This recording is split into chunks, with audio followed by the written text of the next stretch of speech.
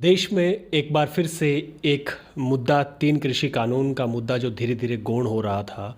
हालांकि काफ़ी किसान बैठे थे, काफ़ी किसानों ने शहादतें दी है, काफ़ी किसान जो है बताया जा रहा है 650 से ज़्यादा किसानों ने शहादतें दी हैं। अभी फ़िलहाल जिस प्रकार से एक कृषि कानूनों को लेकर एक कसमकश थी, उसमें कहीं ना कहीं थोड़ा सा विराम लगा है। थोड़ा सा इसलिए कहेंगे क्योंकि अभी तक घोषणा हुई है। घोषणा होने के बाद अभी बहुत सारी काम करने बाकी हैं, जिससे जो कृषि कानून वापस लिए जाएंगे। काफ़ी इस मामले में काफ़ी रार भी शुरू हो चुकी है। हमारे साथ वरिष्ठ पत्रकार गोपाल झा जी हैं, उनसे जानेंगे तमाम इस पूरे मुद्दे पर। देश का सबसे बड़ा मुद्दा है तीन कृषि कानून। किसानों का एक मुद्दा था गोपाल जी, तीन कृषि कानून केंद्र सरकार लेकर आई थी। उन्होंने कहा था भी एक जो किसानों के कहीं ना कहीं हितैषी कानून है, लेकिन किसान इसे मानने को तैयार नहीं थे। किसान कह रहे थे भी हमें हित नहीं चाहिए, हमें तीनों कृषि कानून वापस चाहिए। आज एक घोषणा, क्या समझेंगे आप?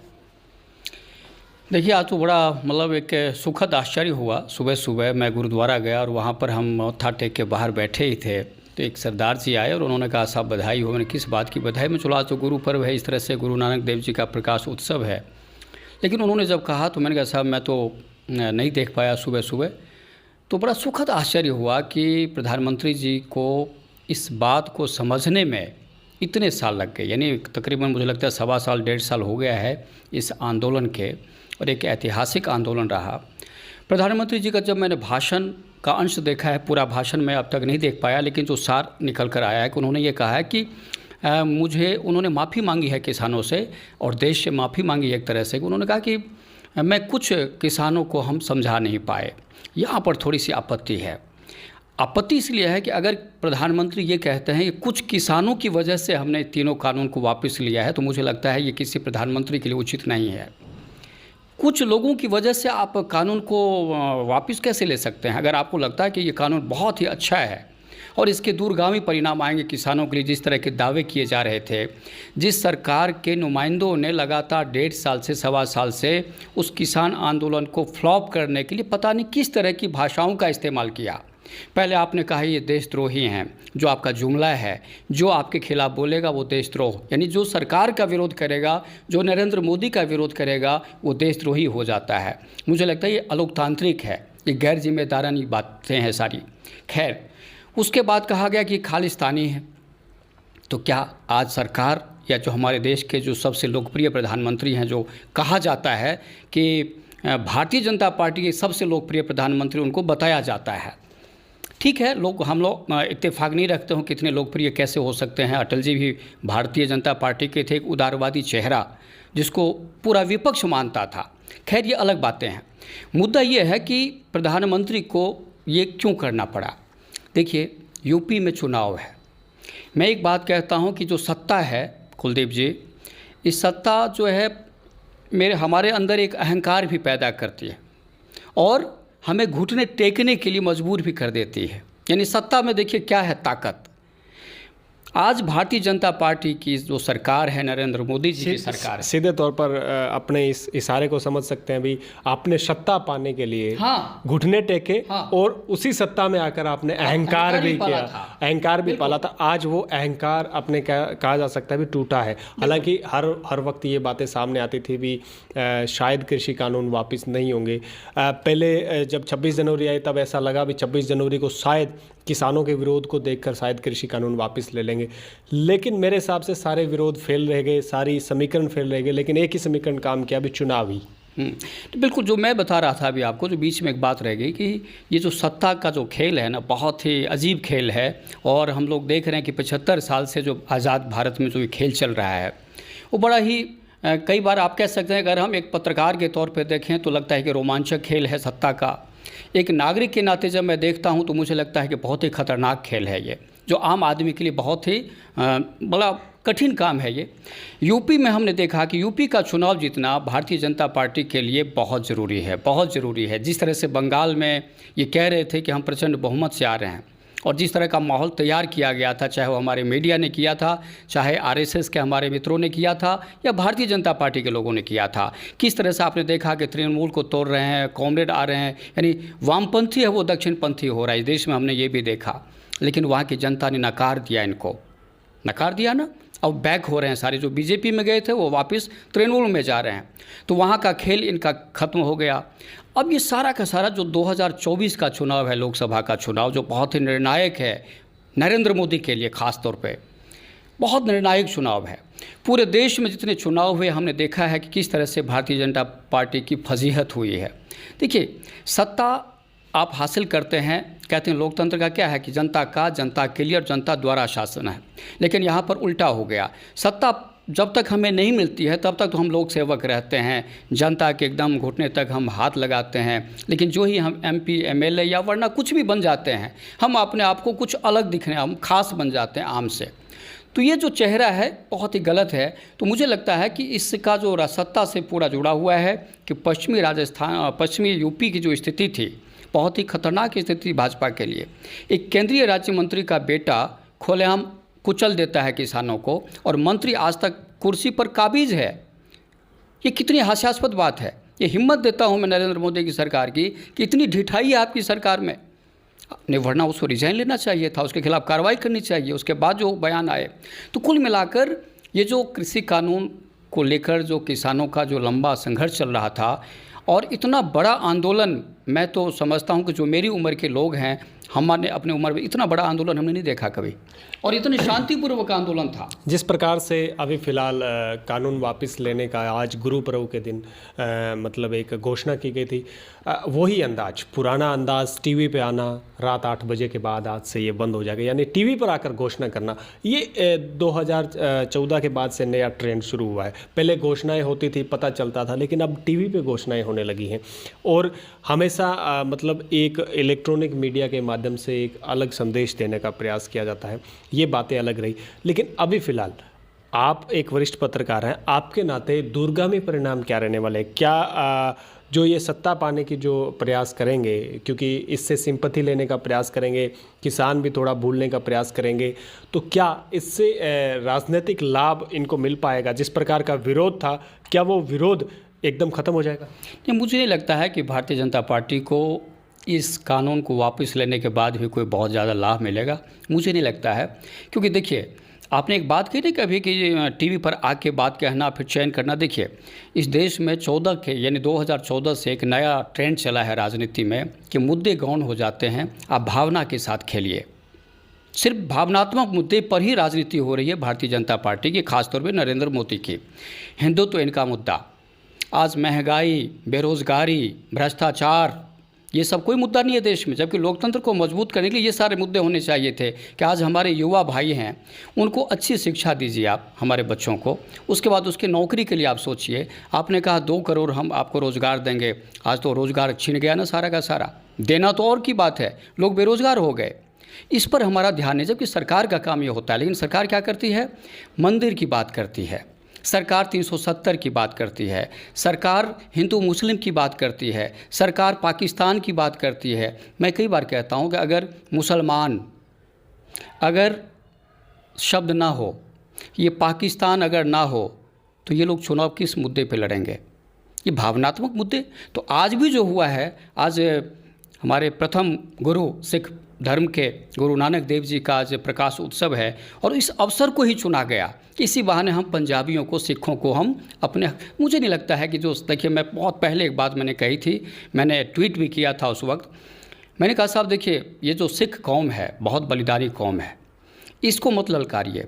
हिंदुस्तान को मजबूत करने में सिखों का जो योगदान रहा है, आज से इतिहास से लेकर आज तक की जो स्थिति है, उनके ऊपर आप शक मत कीजिए। आप उनको खालिस्तानी कह रहे हैं, आप उनको देशद्रोही कह रहे हैं। जिसने देश को बनाया है, जिसने आज़ाद भारत में एक अहम भूमिका रही है सिखों की, बलिदानी कौम है, तो उस पर आप शक कर रहे हैं, उस पर आप टारगेट कर रहे हैं। ये बहुत गलत है, और आज उन्होंने उस चीज़ को महसूस किया है।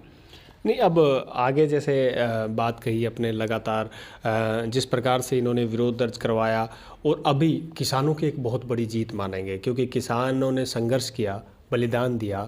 बहुत सारे किसान आज भी अपने परिवार को खो चुके हैं, बहुत सारे अपने पिता का साया उससे उठ गया है, बहुत सारे ऐसे लोग हैं, बेवा हो चुकी है। मतलब काफ़ी ऐसा हमने देखने को मिला। लगातार जब मौतें बढ़ रही थी, शहीद हो रहे थे, आत्महत्या कर रहे थे, तो एक मन अंदर से झकझोरता था भी आखिर पीएम मोदी क्या चाहते हैं। हमारे मन में भी कभी कभार आता था भी आखिर मोदी जी चाहते क्या हैं, क्या देश यूं ही मर जाए। अभी फ़िलहाल उनकी शहादत का समय है और अभी 3 मांगे और चल रही है। अभी उन शहीदों को शहीद बनाया जाए जो शहीद हुए हैं, उसके अलावा जो मुकदमे दर्ज करवाए गए थे वो वापस लिए जाएं, और इसके अलावा एमएसपी गारंटी कानून भी बनाया जाए। तो ये 3 मुद्दे अभी तक और बाकी हैं। इसको लेकर आप क्या सोचते हैं? देखिए, अगर भारतीय जनता पार्टी अपने इतिहास को फॉलो करे तो मुझे लगता है कि उनको शहीद का दर्जा देना चाहिए। कैसे? क्योंकि आपको याद होगा कि 1975 में जब आपातकाल लागू किया गया था, जब इंदिरा गांधी ने किया, उसमें जो लोग जेल में गए थे, चाहे वो कोई भी गैर कांग्रेसी लोग थे, उनको बाद में बीजेपी ने क्या किया कि जब सरकार में आए तो उनको लोकतंत्र सेनानी का दर्जा दिया था, जिनको पेंशन दी गई थी इस देश में। तो जब लोकतंत्र को बचाने के लोग जेल जाते हैं और जेल जाने के बाद जब बाहर आते हैं और जब सत्ता आती है तो आप उसको लोकतंत्र सेनानी कहते हैं। तो जिसने शहादत दे दी, जो बिल्कुल मर गया जो आदमी, जिसका परिवार ही बिखर गया, तो उसको आप शहीद का दर्जा क्यों नहीं दे सकते? अगर उस पैटर्न पे आप देखें तो बाकी तो कथनी और करनी में बड़ा अंतर होता है राजनीति में। तो हमें लगता है कि जो प्रधानमंत्री हैं उनको ये सोचना चाहिए, और जो मांग है आंदोलनकारियों की, और मैं तो इसलिए भी थोड़ा संतुष्ट हुआ हूँ क्योंकि जिस तरह से हमारे देश का जो माहौल जिस तरह से क्रिएट किया गया था कि विपक्ष नहीं है इस देश में, हमने देखा कि चाहे वो कांग्रेस हो चाहे कोई भी पार्टी हो, सब फेल हो गई। विपक्ष के रूप में किसी ने अपनी भूमिका नहीं निभाई उस तरह से जैसे निभाना चाहिए था। ऐसी स्थिति में क्या हुआ कि आज किसानों ने दिखा दिया कि लोकतंत्र जिंदा है अभी। तो मुझे लगता है किसान जो भी आंदोलन से जुड़े हुए हैं, चाहे बड़े नेता हैं चाहे एक अदना सा कार्यकर्ता था, बधाई के पात्र हैं, और उनको हम सैल्यूट एक नागरिक के नाते इसलिए करते हैं कि उन्होंने लोकतंत्र को बचाने की पहल की और उसमें उनको कामयाबी मिली है। एक सवाल आपका ये था कि अब आगे क्या होगा। तो देखिए, अभी किसानों की जैसी मांग है, आपने कहा शुरू में कि किसान जो नेता हैं वो ये कह रहे हैं कि साहब अभी हम चुप नहीं बैठेंगे, अभी हम बाहर नहीं, कहीं नहीं जाने वाले हैं, जब तक आप इसको वैधानिक रूप से जैसे आप लेकर आए थे वैसे ही आप उसको संसद में सत्र लाइए और उस तरह से अपने वापस लीजिए। तो मुझे लगता है कि जो किसान नेता है उनको कहीं न कहीं प्रधानमंत्री की छवि पर जो उनका पुराना रहेगा, यू टर्न करने का जो तरीका रहा है, चाहे एफडीआई का मुद्दा हो, चाहे वो आधार का मुद्दा हो, चाहे वो कई मुद्दे हैं ऐसे, जीएसटी का मुद्दा हो, जहाँ पर उन्होंने यू टर्न लिया हमेशा। पहले सत्ता में आने से पहले उन्होंने कहा कि बिल्कुल ही बकवास है, और सत्ता में आने के बाद उन्होंने सब कुछ कर दिया। एफडीआई का आपको याद होगा, कांग्रेस जब लेकर आई तो उन्होंने कहा कि तो देश को बेचने की बात हो रही है, जबकि कांग्रेस उस समय 49 और 51 का आंकड़ा था, उनका रेशो था, लेकिन उन्होंने 100% कर दिया, यानी वहाँ पर देश नहीं बिक रहा है। जब ये करते हैं तो देश नहीं बिकता है, जो बाकी कोई करता है देश बिक जाता है। इन्होंने कहा कि निजीकरण का विरोध, अब निजीकरण देख लीजिए क्या बचा, रेल जा रही है, आपका हवाई अड्डा सारा चला गया, यानी कुल मिला के यू टर्न लिया है। तो किसान नेताओं का जो शक है मुझे लगता है कि वो जायज़ है, उचित है, और जब तक प्रधानमंत्री को भी चाहिए कि उनको आश्वस्त करें कि भाई लोग तो आपके ही हैं ना, भाई 600-700 लोग अगर उनकी मौत हुई है तो जिम्मेदार कौन है? जिम्मेदारी तो तय होनी चाहिए ना। अगर मैं आंदोलन कर रहा हूँ और उस कानून को आप आज वापस ले रहे हैं तो निश्चित रूप से सरकार के ऊपर दायित्व बढ़ गया है कि उन 700-600 जो भी मौत का आंकड़ा है जो है, उन लोगों के लिए भी कुछ वो घोषणा करें, ताकि उनके प्रति एक माहौल क्रिएट हो कि नहीं, सरकार हमारी है, जन कल्याणकारी सरकार है। बहुत से सवालों का जवाब आपने दिया है। जो मुकदमे हर एक स्टेट के अंदर किसानों के ऊपर जो दर्ज किए गए हैं, क्या वो वापस लेंगे कि नहीं लेंगे, इस पर संशय बना हो, क्या कहेंगे सर? देखिए, ये तो सरकार के लेवल की बात है कि सरकार, हालांकि जो आंदोलनकारी लोग हैं, खासतौर पे जो टिकैत साहब हैं, राकेश टिकैत, उन्होंने ये बात कही है कि वो अपना एक मुद्दा रखेंगे वहाँ पर प्रधानमंत्री के सामने, इसलिए वो वापस नहीं ले रहे हैं आंदोलन को अभी फ़िलहाल। सर, आज प्रधानमंत्री ने अपील की है आंदोलनकारियों से कि अब आप अपने घरों में जाइए और आंदोलन को ख़त्म कीजिए, क्योंकि अब हम तीनों कानून को वापस ले रहे हैं। लेकिन जो किसान नेताओं की जो आपका जो सवाल है, वो जवाब आज राकेश टिकैत ने भी दिया है कि उन्होंने कहा कि जिस तरह के जो मुकदमे हैं, जिस तरह की जो मौतें हुई हैं, उनके लिए भी प्रधानमंत्री के पास क्या योजना है। क्योंकि आमतौर पर हमने देखा है कि भाई हमने भी बहुत आंदोलन किए, उसमें क्या होता है, जब आंदोलन ख़त्म हो जाता है उसके बाद तभी होता है जब इन बातों पर चर्चा होती है।